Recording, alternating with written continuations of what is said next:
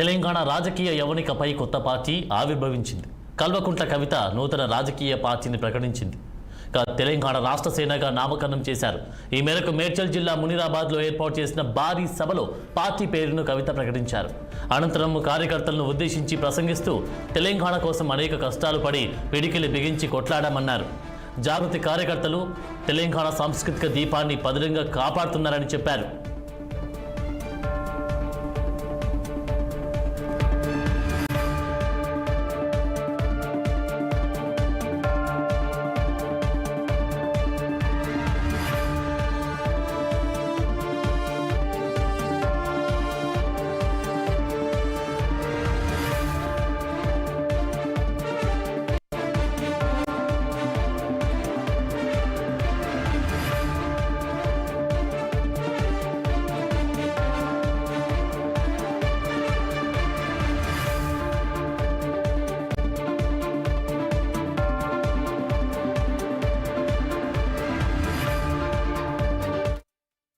కాలరాత్రిలో కాగడవలే తెలంగాణ ఉద్యమకారులకు తెలంగాణ జాగృతి ఉద్యమకారులు వెలుగునిచ్చింది. తెలంగాణ సమాజానికి కాంతిరేఖగా మారింది. మరోసారి బతుకమ్మను ప్రపంచానికి పరిచయం చేసుకున్నామని చెప్పారు. ఏ కళ్ళతో తెలంగాణ తెచ్చుకున్నామో అవి నిజం కాలేదన్నారు. ఇవాళ నా జీవితంలో మర్చిపోలేని రోజవుతుందన్నారు.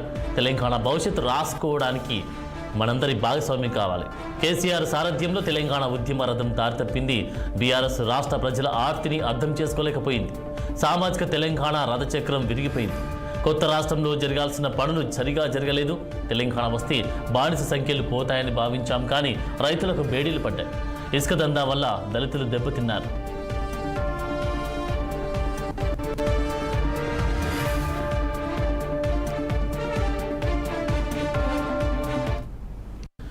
ఫోన్లు ఎక్కడ పర్యవేక్షిస్తున్నారోననే భయం, వ్యక్తిగత స్వేచ్ఛ లేదు. దారుణమైన నిఘా నీడలో తెలంగాణ అంతా బతికింది.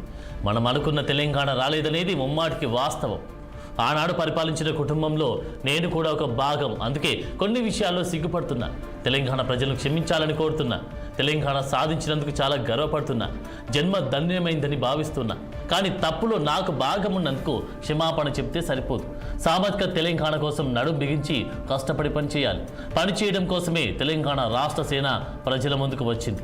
తమ పనితీరు ఎలా ఉంటుందో ప్రజలు చూస్తారు. ప్రజలకు మంచి చేయాలనేది పోరాడితే సరిపోదు, రాజకీయ అధికారం ఉండాలి. అది తోడైతేనే ప్రజలకు మంచి చేయగలం అని అన్నారు. ఏ పార్టీకైనా ఆత్మ నేపథ్యం ఉండాలి. బీఆర్ఎస్ సాంకేతికంగా ఉన్న ఆత్మను కోల్పోయింది. బీఆర్ఎస్ ఆత్మ కోల్పోయినందుకే తెలంగాణ రాష్ట్ర సేన వచ్చిందని అన్నారు.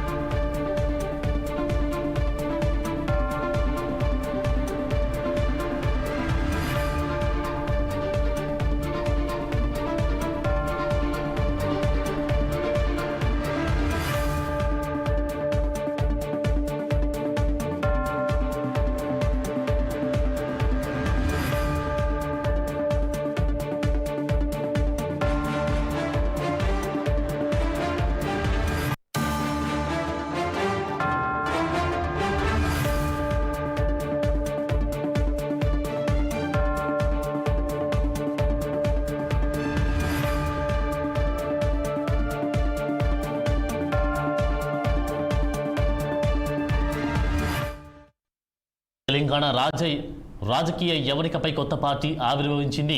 కల్వకుంట్ల కవిత నూతన రాజకీయ పార్టీని ప్రకటించారు.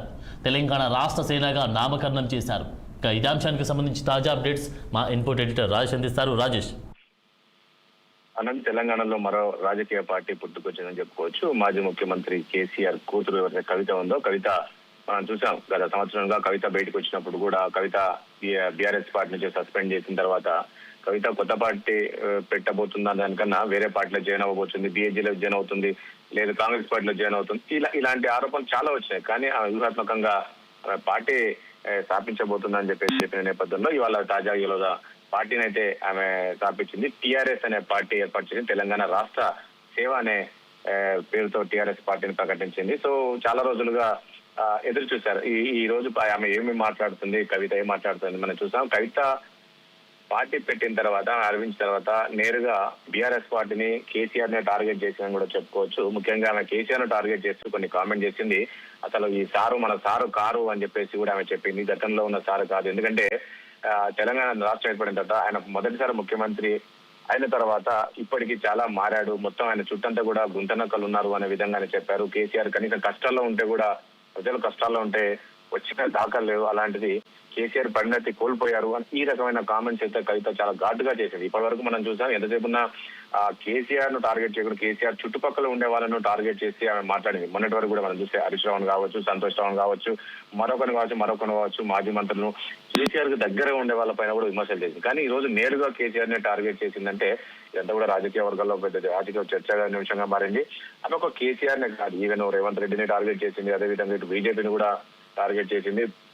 ముఖ్యంగా ఆమె జాగృతి పేరుతో గతంలో వెళ్ళిందో, తెలంగాణ ఉద్యమ సమయంలో పార్టీ ఏదైతే పెట్టారో అప్పుడు ఆమె జాగృతి ఏర్పాటు చేసుకుని జాగృతి పొద్దున్న సేవలు చేసుకుంటూ వెళ్ళింది. కానీ ఈ రోజు ఈ పార్టీ పెట్టడానికి ప్రధాన కారణం ఏంటనేది కూడా చెప్పింది. 10 ఏళ్ల పాటు తెలంగాణ ప్రజలు ఏ రకంగా ఇబ్బందులు పెట్టారు, ఏ రకంగా నరకం అనుభవించారు అవన్నీ తెలిసిన తర్వాత నేను ఈ రోజు పార్టీ పెట్టాలనుకుంటున్నానని చెప్పేసింది.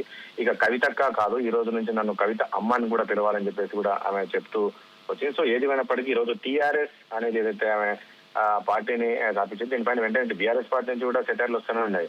ఇదంతా కూడా కాపీలాగా అంటే ఒక రకంగా సెటరిక్ ఆమె పైన కామెంట్స్ చేస్తూ ఉన్నారు. సో ఏదేమైనప్పటికీ మొత్తానికి ఈ రోజు కవిత చేసిన కామెంట్స్ మరి నిజంగా ప్రజలు ఎంతవరకు విశ్వసిస్తారు ఏంటో చూడాల్సి ఉంటుంది. ఎందుకంటే ఇప్పటి వరకు కవిత అనేది ఒక కేసీఆర్ కూతురుగానే బ్రాండ్ గానే తెలంగాణలో నడిచింది. మరి ఇప్పుడు ఆమె సొంతంగా పార్టీ పెట్టుకున్నది కాబట్టి ఇప్పటికే బీఆర్ఎస్ పార్టీని కూడా టార్గెట్ చేస్తూ విమర్శలు చేసిన నేపథ్యంలో మరి ప్రజలు ఏ రకంగా విశ్వసిస్తారో చూడాల్సి ఉంటుంది. ఈ రోజు కాంగ్రెస్ పార్టీకి ప్రతిపక్ష పార్టీ ఏదంటే ఈ రోజు నేనే అనేది విధంగా కూడా ఆమె చెప్పింది. ఎందుకంటే ప్రతిపక్ష పార్టీ అనేది ఈ రోజు తెలంగాణలో ఎక్కడ ఉంది లేదు, కేసీఆర్ అసలు ఫామ్ హౌస్ నుంచి బయటికి రాడు, ప్రతిపక్ష పార్టీ ఎక్కడ ఉంది అని ఈ రకమైన కామెంట్ చేసింది. కాబట్టి ఈ రోజు ముఖ్యమంత్రికి ప్రతిపక్ష నాయకులు ఎవరంటే ఈ రోజు టీఆర్ఎస్ పార్టీ నేనే అనే విధంగా ఆమె కామెంట్ చేసిన నేపథ్యంలో మరి ఎలా ఉండబోతుంది ఏంటి చూడాలి. ఖచ్చితంగా నెక్స్ట్ వచ్చే ఎన్నికల్లో నేను ముఖ్యమంత్రి అవుతానని కూడా ఆమె ధీమా వ్యక్తం చేస్తుంది.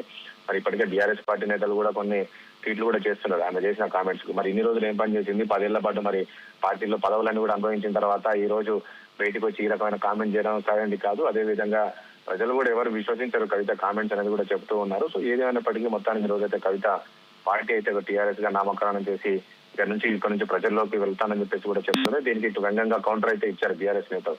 చూడాలి పట్ల మరి బీఆర్ఎస్ నేతలు ఏ రకంగా రెస్పాండ్ అవుతారు ఏంటి అనేది. ఎందుకంటే ఇప్పటి వరకు ఎవరు అంత గట్టి అంటే ఈ రోజు వరకు మనం చూసినట్లయితే ఆమె బయటికి వచ్చినప్పటి నుంచి పార్టీలో సస్పెండ్ అయినప్పటి నుంచి హరీష్ రావును టార్గెట్ చేస్తూ వచ్చింది.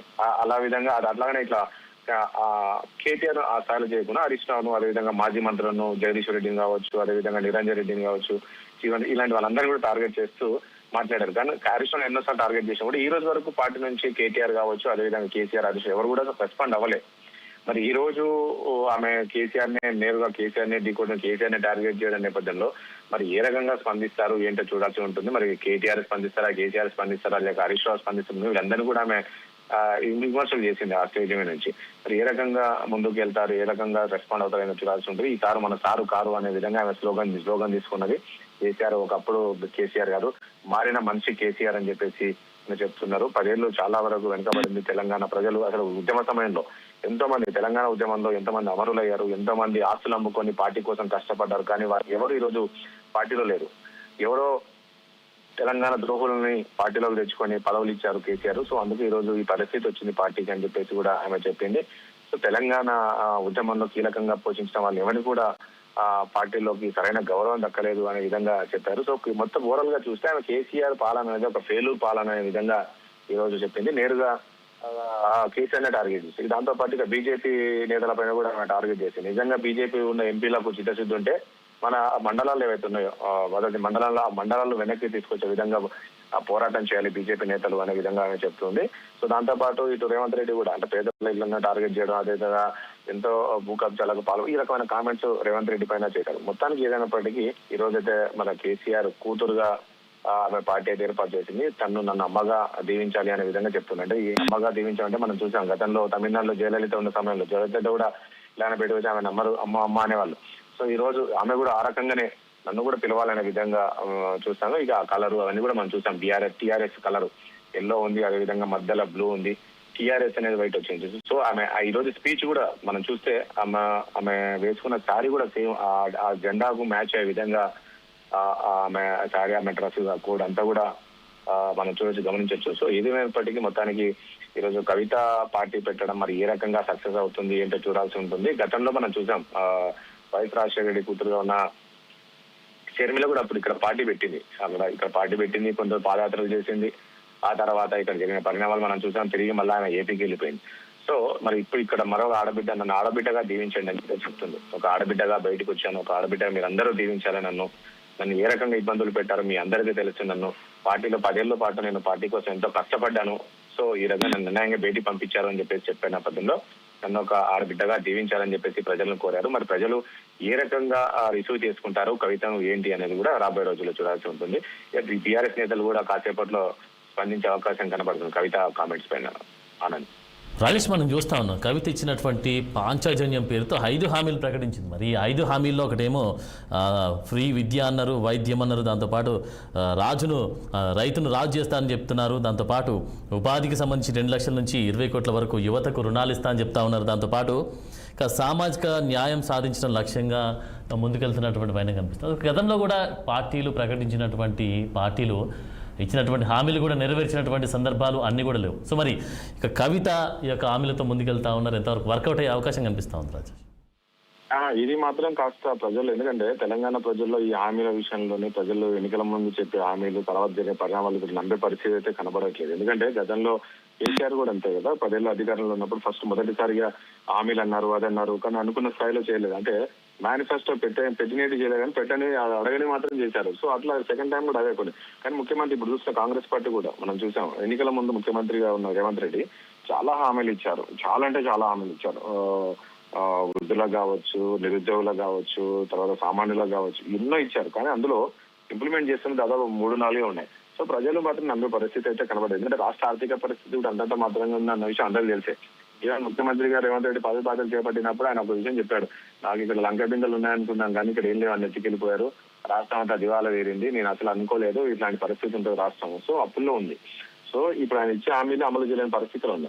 ఈ రోజుకి మళ్ళీ కవిత ఇలాంటి కామెంట్ చేయడం అనేది మరి నిజంగా ప్రజలు ఎంతవరకు విశ్వసించో చూడాల్సింది. కానీ ప్రజలైతే ఇలాంటి హామీలను నమ్మే పరిస్థితి ఇప్పుడున్న పరిస్థితులు కనపడట్లేదు. ఎందుకంటే ఇప్పుడున్న కాంగ్రెస్ పార్టీ చూసాం, చాలా వరకు చెప్పారు కానీ ఏవి అమలు చేశారు, కొన్ని చేశారు. అంటే ఒకటి ఫ్రీ బస్సు కావచ్చు, అదేవిధంగా 200 యూనిట్స్, అదేవిధంగా 500 గ్యాస్ సిలిండరు, దాంతో పాటు 2 లక్షల రుణమాఫీ చేశారు. కానీ అనుకున్న స్థాయిలో చేయలేదు. కానీ ఇవి అంతకు మించి ఎక్కువ చెప్పింది కాబట్టి ఇవన్నీ కూడా కొంచెం రాష్ట్ర ఖజానాలో ఒక కష్టమైన పరిస్థితి. చూడాలి మరి ఏ రకంగా ఈయన దగ్గర ఉన్న ప్లానింగ్స్ ఏంటి అధికారంలోకి వస్తే మేము అన్ని అమలు చేస్తాంటే మరి వీళ్ళ దగ్గర ఎలాంటి స్ట్రాటజీ ఉంది, ఎట్లా ఇంప్లిమెంట్ చేయబోతారో ఏంటనేది కూడా చూడాల్సి ఉంటుంది. ఆనంద్, మరి ఈ పార్టీ ప్రభావం ఇతర పార్టీల పైన ఎంతవరకు ఉండే అవకాశం కనిపిస్తా ఉంది? ఖచ్చితంగా ఉంటుంది. కవిత పెట్టిన పార్టీ ప్రభావము అది కాంగ్రెస్ పార్టీ కన్నా బీఆర్ఎస్ పార్టీగా కాస్త ఎఫెక్ట్ అని చెప్పుకోవచ్చు. ఎందుకంటే ఆమె కేసీఆర్ కూతురుగా ఉంది కాబట్టి కేసీఆర్ బయటికి వచ్చింది. మనం చూసాము కాంగ్రెస్ పార్టీ నేతలు బీఆర్ఎస్ పార్టీని విమర్శలు చేయడం కన్నా కవిత చేసిన విమర్శలు ప్రజలకు చాలా వెళ్ళాయి. ఎవరిపైన? బీఆర్ఎస్ పార్టీ పైన, పార్టీ నేతల పైన. సో ఈ రోజు కవిత ఈ పార్టీ ఏదైతే పెట్టిందో ఇంకోటి టీఆర్ఎస్ పార్టీ, ఇది ఏంటంటే బీఆర్ఎస్ పార్టీకి అసలు మోస్ట్ డేంజర్ అని చెప్పుకోవచ్చు. ఎందుకంటే మొన్నటి ఎన్నికల్లో మనం చూసాం, మొన్నటి ఎన్నికల్లో కారు గుర్తుతో పాటు ఇంకొక ఇండిపెండెంట్ గుర్తు రోడ్ రోల్ గుర్తు ఉండే. చాలా మంది కారు గుర్తు అన్నికపై రోడ్ రోల్కి వేశారు. అది చాలా ఇబ్బంది. ఇప్పుడు టీఆర్ఎస్ పార్టీ ఎంత స్ట్రాటజిక్ మీద కవిత ముందుకెళ్ళిందని కూడా చెప్పుకోవచ్చు. ఎందుకంటే జనాల్లో టీఆర్ఎస్ పార్టీ అనేది బాగా మైండ్ లో నిండిపోయింది అన్నట్టు టీఆర్ఎస్ పార్టీ అనేది. సో ఈ రోజు బీఆర్ఎస్ పార్టీని మళ్ళీ టీఆర్ఎస్ మార్చాలనుకున్న సమయంలో, కేసీఆర్ అనుకున్న సమయంలో వ్యూహాత్మకంగా ఇక టీఆర్ఎస్ అని పెట్టేసింది, తెలంగాణ రాష్ట్ర సేవ. సో ఈ రోజు ప్రజలు కూడా చాలా వరకు గ్రామాల్లో ఈ పేరు అనేది బాగా ఉంది. సో ఇది కూడా బీఆర్ఎస్ పార్టీకి రేపు రాబోయే ఎన్నికలు చాలా ఇబ్బందికరమైన పరిస్థితి ఉంటుంది. ఎందుకంటే టీఆర్ఎస్ అంటే టకటకలు గుద్దేస్తారు. దాంతో పాటు ముఖ్యంగా ఇదంటే బీఆర్ఎస్ పార్టీకి చాలా ఎఫెక్ట్ ఉంటుంది. ఎందుకంటే ఆమె నేరుగా బాణం అంతా కేసీఆర్ పైనే పెట్టేసింది. ఈ 10 ఏళ్లలో వాళ్ళు పాలన ఈ రకంగా చేశారు, మొత్తము రాష్ట్రాన్ని అంతా కూడా నష్టం చేసేసారు, రావణాకాశం మార్చేశారు. అసలు అప్పుల్లో మిగులు రాష్ట్రంగా ఉన్న రాష్ట్రాన్ని ఈరోజు ఆ కాళేశ్వరాన్ని తీసుకొచ్చి దాంట్లో లక్షల కోట్లు తగలబోసి అదేంటి పనికి రాకుండా చేశారు. అదే విధంగా కేసీఆర్ ఉద్యమ నాయకుల్ని విస్మరించాడు. తెలంగాణ ద్రోహులని పక్కలు పెట్టుకున్నారు. ఈ రకమైన కామెంట్ చేసినారు. నేరుగా బీఆర్ఎస్ పార్టీని టార్గెట్ చేస్తుంది. కాబట్టి రేపు రాబోయే ఎన్నికల్లో కూడా ఇది కాస్త బీఆర్ఎస్ పార్టీకే నష్టం అని చెప్పుకోవచ్చు. ఎందుకంటే రేపు కాంగ్రెస్ పార్టీ కూడా చెప్తుంది, అసలు ఈ బీఆర్ఎస్ పార్టీ గురించి మేము చెప్పడం ఏంటి, సొంత కూతురే చెప్తుంది కదా వాళ్ళు ఏ రకంగా రాష్ట్రాన్ని ఇబ్బందుల పాలు చేశారు, రాష్ట్రాన్ని ఏ రకంగా నష్టం చేశారు, ఆ పార్టీల పరిస్థితిని సొంత కూతురే చెప్తుంది కదా. ఈ రకమైన కామెంట్స్ ప్రజల్లోకి వెళ్లే అవకాశం కనబడుతుంది. కాంగ్రెస్ పార్టీ కన్నా ఈ రోజు కవిత పెట్టిన పార్టీ బీఆర్ఎస్ పార్టీకి ఎక్కువ నష్టం కూడా చెప్పుకోవచ్చు. ఇంకోటి చాలా వరకు మొన్న చెప్తున్నామే, చాలా వరకు బీఆర్ఎస్ పార్టీకి ఉన్న నేతలు చాలా మంది నాకు టచ్ లో ఉన్నారు, ఎమ్మెల్యేలు కూడా టచ్ లో ఉన్నారు. వాళ్ళందరూ త్వరలో పార్టీలోకి వస్తారని చెప్పేసి కూడా కవిత చెప్పింది. కాబట్టి ఆమె ఈ పార్టీ పెట్టడం అనేది ఖచ్చితంగా బీఆర్ఎస్ పార్టీకి నష్టం కూడా చెప్పుకోవచ్చు. ఆనంద్ కొత్త పార్టీ ఆవిర్భావ సభలో కవిత పదే పదే కవితమ్మగా ప్రమోట్ చేసుకున్నారు, మనం చూసాం. సో మరి ఇక తమిళనాడులో పురుషాధిక్యం చాలా వరకు ఉన్నా కూడా జయలలిత అమ్మగా బలమైనటువంటి రాజకీయ శక్తిగా ఎదిగినటువంటి వైనం కనిపించింది, చూసాం కూడా. సో మరి ఇక్కడ కూడా పురుషాధిక్యం చాలా వరకు ఉంది. ఈ పురుషాధిక్యతతో ఉన్నటువంటి ఈ నేపథ్యంలో మరి కవితమ్మగా రాజకీయ అరంగేట్రం చేశారు. మరి కవితమ్మగా ఎంతవరకు ప్రమోట్ అయ్యే అవకాశం కనిపిస్తూ ఉంది? ముందు కూడా జయలలిత లాగా అమ్మగా ఎదిగే అవకాశం ఉందా? ఖచ్చితంగా. ఇప్పుడు ఆమె గెటప్ చూస్తే మీకు అర్థమైండొచ్చు. ఎందుకంటే జయలలిత గతంలో ఆమె కూడా సేమ్ ఇట్లాగానే ఇదే గెటప్. కవితను మొన్నటికి ఈ రోజుకు చూస్తే ఆమె గెటప్ లో చాలా చేంజెస్ కనబడుతుంది. మీరు చూస్తే చూడొచ్చు మొత్తం. అంటే మనం ఎప్పటివరకు ఎప్పుడైనా వెళ్తే కవితక్క అనేవాళ్ళు, ఇప్పుడు కవిత అమ్మగా పిలవాలని చెప్పేసి చెప్తున్నారు. సో ఇక ఆమె రాణించడం అంటారా? కవిత అనేది ఈ రోజు పార్టీ పెట్టి ఈ రోజు పార్టీలోకి వచ్చి ఈ రోజు పబ్లిక్ లోకి వచ్చింది కాదు. కవిత ఎప్పుడైతే తెలంగాణ టీఆర్ఎస్ పార్టీ పెట్టిన తర్వాత ఉద్యమ సమయంలోనే కేసీఆర్ ఉద్యమ సమయంలోనే వీళ్ళిద్దరు అమెరికా నుంచి వచ్చిన వాళ్ళు, కవిత కావచ్చు కేటీఆర్ కావచ్చు. వీళ్ళకు ఇంకోటి ఏంటంటే బుక్కులు బాగా చదువుతారు. ఈమె రాజకీయంగా కూడా చాలా పరిణతి ఉంది. ఆమె స్పీచ్ ఇచ్చినా కూడా చాలా ఆకట్టుకునే విధంగా ఉంటుంది. కవిత మాట్లాడినా కూడా ఈవెన్ కేటీఆర్, కవిత, హరీష్ రావు వీళ్ళందరూ కూడా అసలు స్పీచ్ ఇస్తే ప్రజల్లో చాలా ఆకట్టుకుంటారు. సో దాంతో పాటు ఈమె జాగృతి అనే పేరుతోటి ముందుకెళ్ళింది. సో ఇక్కడ కూడా కవిత ఈ జాగృతి పేరుతోటి చాలా వరకు సేవలు చేసింది. ముఖ్యంగా బతుకమ్మ అనేది గతంలో తెలంగాణ రాకముందు బతుకమ్మ పండుగ చాలా తక్కువ చేసేది మనం. కానీ ఈ తెలంగాణ ఏర్పడిన తర్వాత బతుకమ్మ అంటే కవిత అంటే బతుకమ్మ వరకు తీసుకెళ్లారు జాగృతి ఆధ్వర్యంలో. సో ఆ రకంగా ఆమె జనాలకు వెళ్ళింది. అదేవిధంగా కొన్ని ఉద్యమాల్లో పాల్గొన్నది. అదేవిధంగా ఆర్టీసీ దాంట్లో కూడా ఉంది, చాలా దానిలో ఉంది, యాక్టివ్ గా పాల్గొన్నది. ఎంపీగా పోటీ చేసింది, ఎంపీగా గెలిచింది, ఉద్యమంలో ఉంది, ప్రజల్లో ఉంది. కాబట్టి ఖచ్చితంగా రాణిస్తా అనేది ఆమెకు కాన్ఫిడెన్స్ గా ఉంది. దాంతో పాటు ఆమెకు పెద్ద బూస్టింగ్ ఏంటంటే మనం చూసాం ఎప్పటిలో లిక్కర్ రాని ఈ రాని అన్నారు, లిక్కర్ విషయం చేసి. కానీ ఆ లిక్కర్ విషయంలో కూడా క్లీన్ చిట్ ఇవ్వడం తోటి ఆమెకు ఇక కాస్త బూస్టప్ అనుకోవచ్చు. ఈ పార్టీ విషయంలో క్లీన్ చిట్ గా బయటకు వచ్చింది. కావాలనే బీజేపీ నేతలు నన్ను ఇబ్బంది పెట్టే ప్రయత్నం చేశారు. నేను కడిగిన ముత్యంలా బయటకు వస్తానని చెప్పాను కదా, ఖచ్చితంగా అలాగనే వచ్చాను. ఇవన్నీ కూడా ఆమెకు బాగా ప్లస్ పాయింట్ అయ్యే అవకాశం కనబడుతుంది. ఆడబిడ్డగా నన్ను ఆదరించండి అని చెప్పేసి కూడా ప్రజలకు చెప్తుంది. కాబట్టి కవిత ఈ రోజు వచ్చిన కవిత కాదు, ఆమె దాదాపు 10 ఏళ్ల నుంచే ఉద్యమ సమయం నుంచి కూడా ప్రజల్లో ఉంది. కాబట్టి ఖచ్చితంగా సక్సెస్ అవుతానన్న కాన్ఫిడెన్స్ ఉంది. కాబట్టి ఆమె ఆ విషయంగా చెప్తుంది. ఆనంద్.